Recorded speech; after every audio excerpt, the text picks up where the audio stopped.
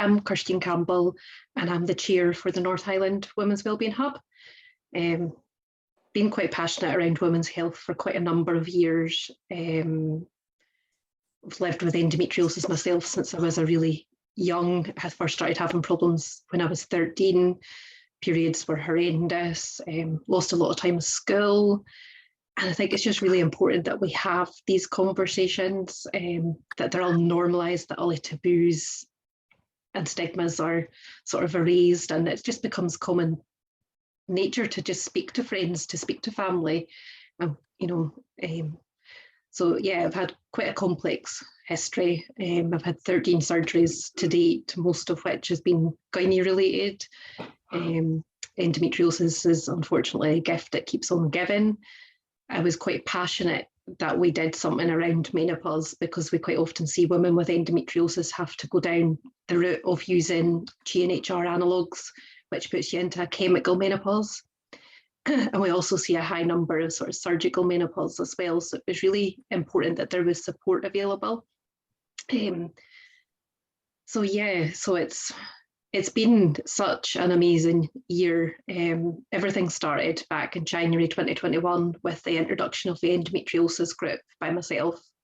Felt that I wanted to do something to support others, because it had been quite a long, lonely journey by myself. Wanted to sort of make a positive difference and just get conversations going. I think my expectations at the time originally started a group as Caithness and Sutherland was to maybe have 25 group members. And wow, it just took off, and it was obvious that Caithness and Sutherland wasn't a big enough area. The next support group was Aberdeen. So we became North Highland, and then Rebecca joined me in September. And we just became this dynamic duo that took on everything, and it was just amazing. So to date now, the endometriosis support group has got 207 group members, which is amazing. And it's a really good closed Facebook group. There's good discussions goes on in it. Women can choose to post anonymously. It's a really good setup. So yeah, that's the kind of endometriosis group where it all started. And then we linked up with Claire as well. We took her into fold. So 3 of us run a hub. So in May last year, we decided we wanted to do a bit more. So we introduced another 2 support groups, a menopause support group, which I think has got 195 group members in it now, which is incredible because that's only been since May, and the demand is huge. And I've done quite a few sort of face-to-face menopause blethers, and we just sort of sit in a table as you are today, and I just start off a conversation and we pass it around, and you can almost sort of see a release in women's shoulders and the emotions when you realise that it's not just you, everybody else is going through something similar, and it's been horrendous and stuff. It's a safe place, and it's really good. It's had a really good response. And then we've got a general women's health support group for other conditions. And there's 69 group members in it just now. And then we became a constituted group back in June. And it was the introduction of the hub. So I'll maybe pass to Rebecca now, let her tell you a little bit about herself, and she can maybe tell you a bit more about hub, and then Claire can maybe say a bit more about support groups. Yeah, so as Kirsteen said, I joined, it must be just over a year ago, and at the time it was just the endometriosis group, and it has grown massively, to our joy. But it's a lot. We're juggling lots of things, so it's good fun. I have endometriosis and I also have PCOS. I had my symptoms start when I was really young. I was about 14, 15. And it's a tale as old as time. Trips to the doctors, not being listened to, being put on pills, being put on painkillers. Round and round and round we go. And eventually I put my foot down when I was about 24 and said I want to come off everything and I want to know exactly what's going on. And that when we did that, that made it very clear that there was something seriously wrong. And I was 26 when I got my diagnosis. So it was a long road. But now that I've got the diagnosis, it's amazing how little it's talked about, even in the Women's Health Plan and even on the news. People still have this slight taboo of not wanting to speak about women's health and the heavy periods and period pain and things. It's still very sort of behind closed doors and maybe speak to your closest friends, but we don't see a lot of it in the news, nowhere near as much as we should. I do think that if men were bleeding from their bits constantly, we would have beautiful centres on the side of every lay-by. I think it would be very, very different. But just briefly, a few things about endometriosis is that you hear in the news a lot that 1 in 10 women have endometriosis. And something that we're trying to clear up is that 1 in 10 women have a diagnosis. That doesn't mean that 1 in 10 women have endometriosis. There are still an enormous amount of women going through the diagnosis process and are stuck on waiting lists or have had an operation that has failed to pick up the endometriosis. I actually had 3 operations before I got my final diagnosis. So the one thing that I can say is if you think that something isn't right, nobody knows your body better than you do. So please keep pushing, look for second opinions, third opinions, ask for another way of finding things out. So to help with this fight, because it can be really difficult if you're feeling ill, tired, you're juggling general life as well, there's a few things that we've done, excuse me, to make things a little bit easier. On our website, which we'll send you a link for, we have got a list of printable resources. So you can go on, right click and print them, and they're exactly A4 size. They don't use an awful lot of ink for your printer. But we have one on how to get the best from your doctor's appointment, phrases that you can say and how to put your foot down, because sometimes it's quite difficult when you're in the GP.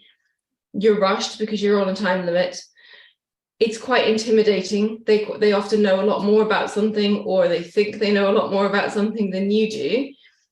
And a lot of the terms can be quite bamboozling. You know, even if you are very, very intelligent, sometimes Latin is used where Latin is just not needed. And so that is just a little sheet of key phrases and how to sort of push forward your point without offending or being rude. And it just means that you get the best from the appointment that you deserve. You've waited for that appointment and you've obviously gone because you've needed it. You don't want to walk out thinking, oh, that was a waste of time, or we're back at square one. We want you to walk out, shoulders back, head up, right, something's going to happen.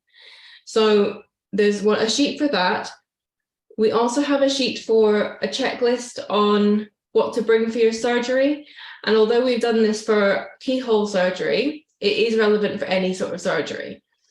So useful things that sometimes people forget, or they don't know if you've not been in for surgery. Things like an extra long phone charger, because classic NHS, the plug is 1,000,000 miles away from your bed. So if you want to be able to listen to music, get in touch with your family, watch videos, that sort of thing, you do want to keep your things charged up. And also, if you've got abdominal wounds or chest wounds, you don't want to be having to overstretch to reach for your things. And it's just little things like that. So it's a printable tick list, which is handy. We also have a gynae cancer symptoms list, which just means you can, if you have any concerns at all, you can print that off, tick in what you're concerned about and take that along to the appointment with you, so that it really pushes the point that you want these things to be looked into because you don't feel they're normal for you and they need to be taken seriously. And we also have one for an endometriosis symptoms list too. And the reason we've done that is that an awful lot of the endometriosis symptoms overlap with other conditions like IBS and fibroids and things like this. So personally, I was fobbed off with IBS, or I was misdiagnosed with IBS for years and years and years. And I kept saying it's cyclical. It's nothing to do with stress. It's nothing to do with food. It flares up the week before my bleed and it settles down the week after, and then we go round again. And it took years for them to put the 2 and 2 together. So things like pain upon urination, pain upon going to the toilet, finding blood in your stools, finding that you're having frequent UTIs, things like this is definitely worth getting, checked out. And if you look at the symptoms list and you take a good number of them, taking in that piece of paper that says someone else has validated these symptoms as things I should be concerned about, can you look at them as a whole? Because endometriosis is a whole body disease. Patches of endometriosis tissue have been found in every single organ of the body now. It does affect every area of your body. It is not a uterine condition, which is, it's a difficult one because hysterectomy has so often been put across as a cure. And for years, women have had hysterectomies on the promise of a cure. And it's becoming more and more obvious now in science and in research that unfortunately it doesn't. It can help slow it down because it is fueled by estrogen. And without your ovaries and without your uterus, you do have lower levels of estrogen. But it doesn't completely go away. There is no complete cure for endometriosis. So we hear a lot of, oh, we're in menopause, so we're past all that now. We're actually quite a lot of the multi-organ problems people are having in either later life or post-hysterectomy can be still down to endometriosis. And it is definitely better to rule them out than to just ignore and assume that they've gone away because of the hysterectomy. So I think that's me preaching my sermon finished. I can't think of anything else. The hub itself has been a massive boom. I mean, we only really established it in June last year, so we're just coming up to about 6-7 months old.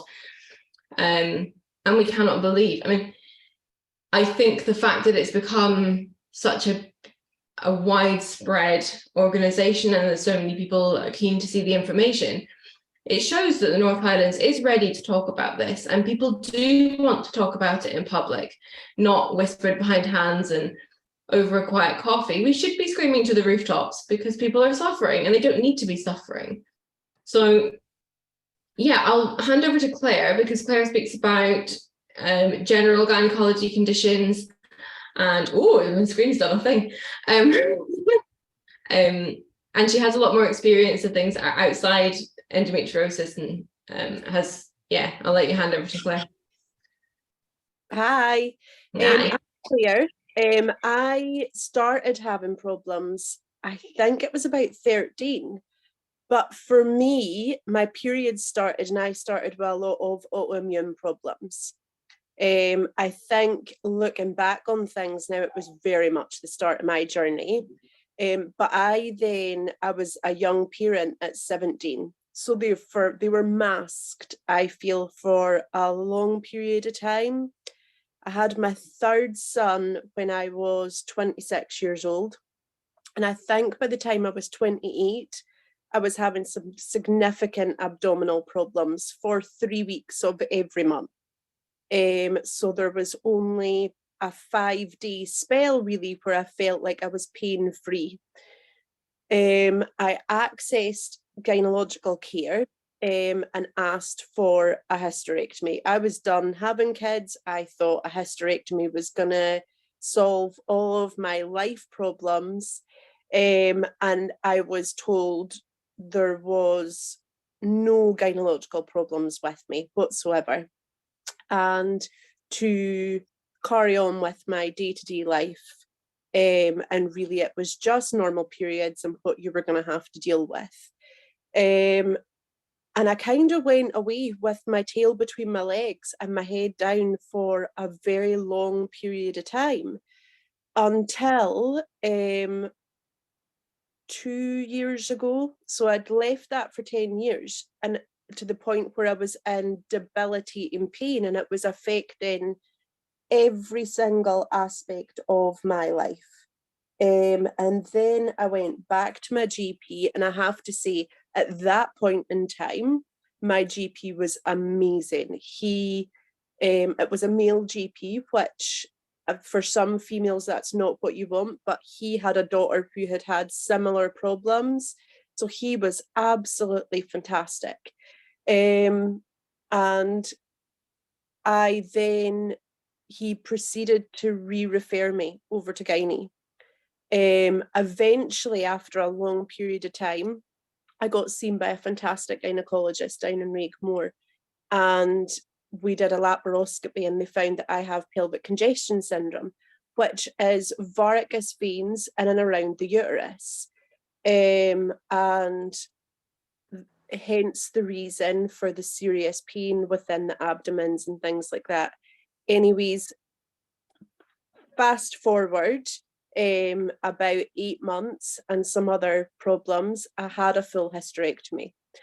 And I was completely and utterly then thrown into the menopause. Has the hysterectomy helped the pain? for the most part, yes. But the menopause obviously comes with a whole host then of other problems I thought I was prepared for, because I'd had the chemical menopause injections previously. I was very ill prepared for it, and can only, I'm just dealing with trying to get those problems dealt with just now. Fortunately, the menopause group has been absolutely amazing.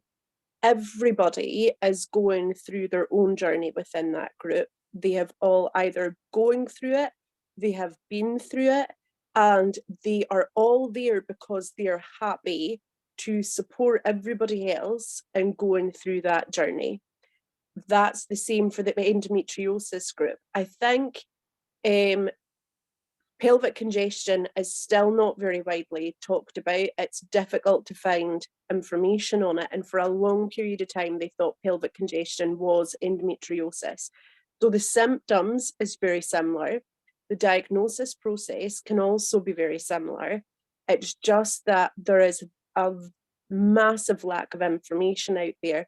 We are currently trying to work with different professors and clinicians to get more information, because it could be something that somebody else within the group is experiencing. What I have found the benefits from joining the group and being part of the amazing duo that is Rebecca and Kirsteen and making the change to women's health is that it's also not just females that want to know this information, though. I have 3 sons. 2 of my older sons have both come to me because their girlfriends are experiencing problems, and we have open dialogue about that in our house completely. I think it's fair to say that we're approached by a significant amount of males because they now want to know. The dialogue is there. We are getting so much better than it's something that no female speaks about. It causes, when there's problems, the impact to life, to work, to family life, to your physical and mental well-being is massive. And it's absolutely about making a change for you, but also in the background, I think, and Kirsteen and Rebecca are absolutely fabulous at this, is making a change higher up to try and see how we can get more clinicians to be able to help, how we can make services as local as possible, because obviously it's not just the winter weather now that impacts problems. We've got the NC 500, and it's about addressing some of the problems that means that we have to go through 10 years of diagnosis and deal with that every day in our day-to-day life before actually we feel heard and we feel like we're not just going mad, there is actually a problem. And I think the groups are really good at that, at actually just being able to talk you through whatever it is that you're dealing with. You can post anonymously, which I think is also amazing, because some people, when you're at the start of your journey and it's such a small county, and you don't want to share your life story, and that's absolutely okay. It can be, although they're closed groups, you can also keep your own personal information completely confidential and no one will ever know that that's you. And there will always be, I don't think we've ever had a post where no one has been able to offer support to anybody else that's been sharing information. So for me, the groups have absolutely felt like I'm not alone. There is other people experiencing these problems, whether it's through physical, menopause. It's been absolutely life-changing for me. But at the moment, I'm going to pass you back over to Kirsteen, and I'm sure at some point we'll open up for questions. Thanks, Claire. So yeah, my menopause journey, I suppose, is maybe a bit different as well. I was only 26 when I had my hysterectomy. I kept both ovaries. For me, a hysterectomy saved my life. I don't think I would still be here today. I was a young mum of a baby and a toddler that I didn't feel fit to look after. I was bedbound with my endometriosis. It was horrendous. It was a really tough time. I do think it is really important that we do have the support available across the board for everything relating to women's health. What strikes me now is a sort of straplines with menopause. They kind of argue with me because I am 42, so they tell me that I am maybe still too young, but I think my ovaries are definitely shutting down because there's nothing else there as well. So, but for me, I never know where I stand. So obviously there's 3 stages. There's perimenopause, there's menopause, and there's postmenopause. So they class menopause, it's at beginning 1 year after your period stops. So I haven't had a period since my hysterectomy. So I never know where I sit. So it's trying to find out information. And I always say our strapline is always knowledge is power. So we've put together some specific leaflets as well, which I'm going to post down to centre next week, so we're going to take with us today. So this is a menopause one. I don't know, can somebody indicate that you can see it? Just back a wee bit, Kirsteen. That's it. So yes, we've got a menopause one, we've got an endometriosis one, we've got a PCOS one, and we've got a pelvic congestion one. So this gives you some general information, and this gives you the QR code to join a group. And then on the back, we've got not just a hot flush, because that's what menopause is listed at. But this is actually all the symptoms. There's 54 symptoms. And I suppose some of the ones that women quite often say they feel start first is anxiety and depression. So then we see a huge amount of women placed on antidepressants, which they probably don't need. They might benefit more with HRT rather than an antidepressant. And then there's things like what drives me absolutely round to bend sometimes is dry eyes. And I think because we've got to groups and we have all these conversations, it's just so good to know. And like digestive issues that comes with menopause, your stomach completely changes, not just in weight size, but it totally changes everything. So a group is there, it's really good. We've done some face-to-face things. So we've done some face-to-face menopause blethers, which have been really, really good. And then recently we've had 2 guest speakers that have joined us online as well. We try to do a guest speakers online because we're all based in Caithness and we're volunteers. We all work full-time as well. So we feel by doing things online, it opens it up for the rest of the Highland area to join us. So a few weeks ago, we had Tracy Sturgeon, who's a consultant gynaecologist at Raigmore, and she's got an interest in menopause. So she came on and in knowledge was just amazing. And then last week we had Haim Lada, who's a consultant with the sexual health team, and she's the menopause specialist for Highland area.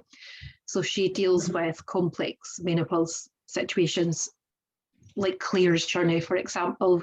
She's been thrown into surgical menopause and it's traumatic, but there's such long waiting times. Haim's waiting time seems to be about a year.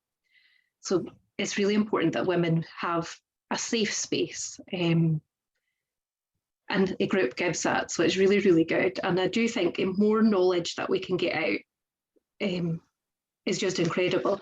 So all of our A5 leaflets have 2 sides, apart from, as Claire says, a pelvic congestion one.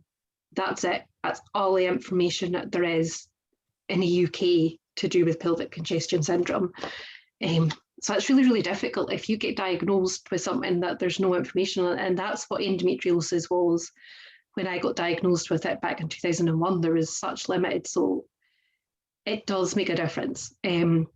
So we do a lot of other work. I sit on a menopause group for government, so I'm putting in a strong voice about Highland services.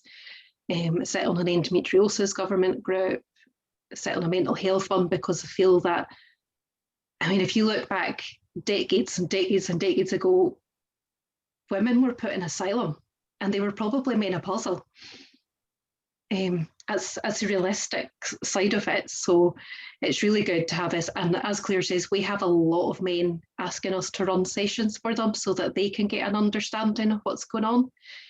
HRT is something that always kind of scared me, grew up with it in the press of, risks to breast cancer, but it's also a risk with endometriosis because estrogen grows it. But now, after having Tracy and Haim, I feel maybe it will be a route because it is safe for endometriosis as long as you have estrogen and progesterone together. So there's so much knowledge there. We've got those presentations shared in our support group as well, so that others that couldn't join us were able to come in and see it. So yeah, more information we can get out. We're not experts, it's all lived experience that we're using, but we are working with experts to try and raise more awareness in the Highlands.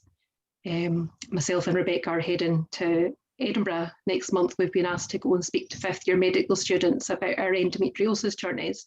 So that's incredible for two women from the Highlands to take that trip. So it's really good. The World Congress of Endometriosis Summit is held in Edinburgh this year.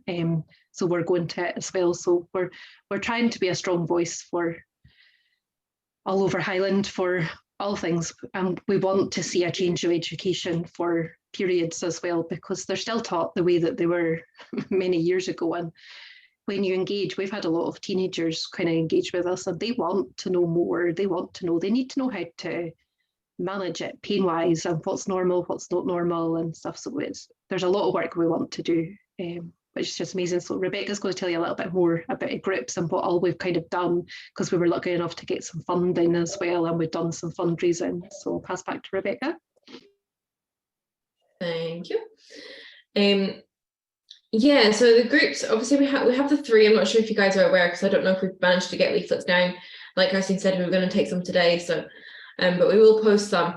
We have the North Highland Women's Health Group, so that is a general gynecology group. So that's everything from pelvic congestion, PCOS, heavy periods, things like that. We also have the North Highland Menopause Group, and we have North Highland Endometriosis.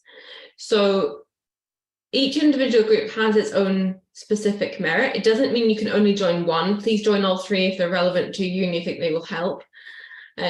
They are confidential spaces, and like Claire says, you can post anonymously, which is nice in a small community, especially if you're talking about things like painful sex and people might know you and your partner. It does free it up a little bit. It means you can ask what you might think is a silly question, but turns out to be a really good talking point. So we were very lucky last year. We applied for some funding from Doonray.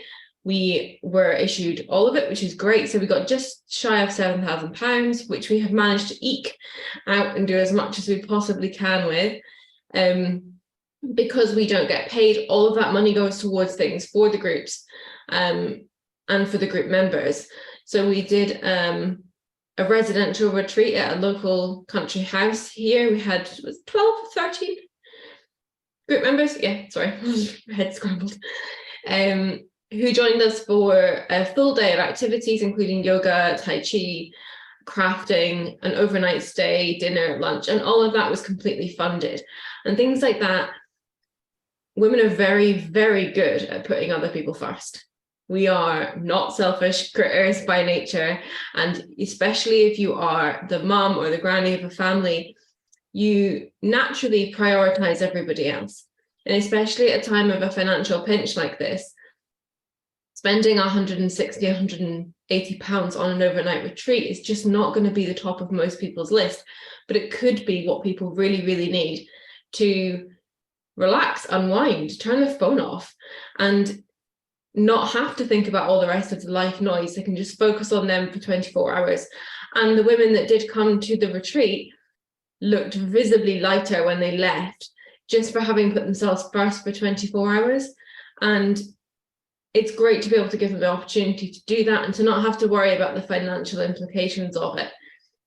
So on the back of that, we did learn that Tai Chi and yoga are really beneficial, because not only can you do them both seated, but it improves digestion, sleep patterns, calms you down emotionally. As Kirsteen says, it's no coincidence that hysteria and hysterectomy are the same word. in Latin. That is where the word hysterectomy comes from. It's the bringing on of hysteria. It doesn't mean you're going mad. It doesn't mean it's not fixable.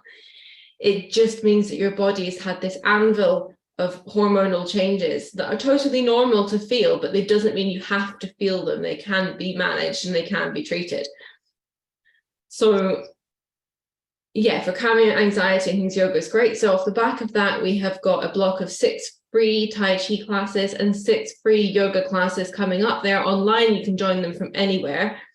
It'll be a cameras off affair, so you can wear your best, full of holes, comfy pajamas and fart to your heart's content in your living room. And those are completely funded. So considering that a Tai Chi block of 6 or a yoga block of 6 classes can cost up to £100, it's a great way of getting those moments to yourself and little pockets of putting your health first and your well-being first without having the financial pressure or without having the pressure of having to go out in the cold, start the car, get the right gear, find a yoga mat. So we're really hoping that those will be well attended. I'm looking forward to them. And we are going into June Raid to do a talk to their staff, and like Kirsteen and Claire have both said, predominantly men are wanting to come and speak to us and saying, we don't know how to support our partner best. You know, my mum's really struggling or my girlfriend's really struggling. So the more that we empower people with knowledge, ideally what we would love is in 10-15 years, the hub isn't needed. Everyone knows this stuff. We're not holding on to the information and selling it for gold. We want people to know as much knowledge as possible so that you can arm yourself and go and understand how to make your life better. Because it should be. We don't need to be suffering. One of the menopause doctors made a great point. She said that if we hadn't gone into this medical era, the natural course of things is that years and years and years ago, women never got to the point that, the natural age of death was sort of 50, 60. And then by that point, people had kind of petered off and menopause didn't really happen. And because people are living longer, menopause is much, much more common. Nearly everybody goes through it. But yet the infrastructure doesn't support women to go through it. And I think it needs to just rebalance and change. And by fueling yourself with the knowledge of this is how I can go about this is what's wrong, I know how to change it, I know what to ask for, that's invaluable. But I think I have waffled way too much. I'm so sorry. You'll be after your cakes. What we will do, I know that's not been very specific as such, it just kind of covered everything that we do. Happy to answer any questions. As Kirsteen says, we're not clinical, but we do work very closely with clinicians. So if there is something that we can't answer, we will jot it down, try and get you an answer and get back to you. But the floor is yours. Ask away anything. We are not easily embarrassed. Do you want